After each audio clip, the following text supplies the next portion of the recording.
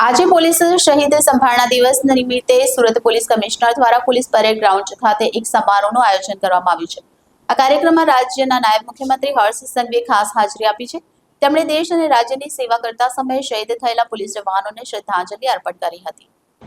Police શહીદ સંભાળના દિવસના શુભ સંદર્ભે સુરત પોલીસ પરેડ ગ્રાઉન્ડ ખાતે એક ભવ્ય અને ભાવપૂર્ણ કાર્યક્રમનું આયોજન કરવામાં આવ્યું હતું। આ કાર્યક્રમના અધ્યક્ષ પોલીસ કમિશનર અનુપમસિંહ ગેહલોત હતા।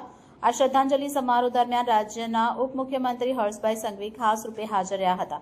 કાર્યક્રમમાં મુખ્ય અતિથિ તરીકે તેમણે શહીદ પોલીસ કર્મચારીઓની સ્મૃતિને શ્રદ્ધાંજલિ અર્પણ કરી હતી।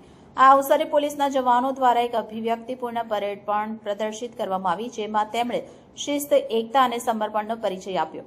આ કાર્યક્રમ દ્વારા દેશ અને સમાજની રક્ષા માટે પ્રાણ અર્પણ કરનારા વીર શહીદોના બલિદાનને યાદ કરવામાં આવ્યું અને તેમના પ્રત્યે દેશનો કૃતજ્ઞતા ભાવ પ્રગટ કરવામાં આવ્યો। દિવસે છે આ દિવસે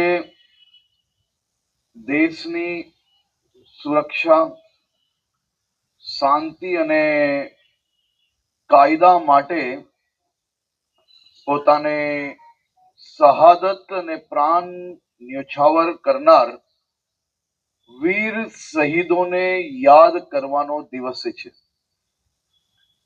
આ વર્ષે દેશના અલગ અલગ રાજ્યોમાં 191 પોલીસ અધિકારીઓ અને કર્મચારીઓએ દેશ માટે ફરજ બજાવતા પોતાનું સર્વોચ્ચ બલિદાન આપ્યું છે। તેમાં ગુજરાત પોલીસના 3 જાંબાજ સાથીઓ બી સામેલ છે।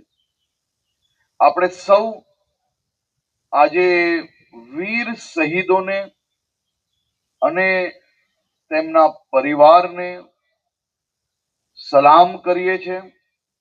રાષ્ટ્ર અને આપણું રાજ્ય તેમના હંમેશા ઋણી રહેશે।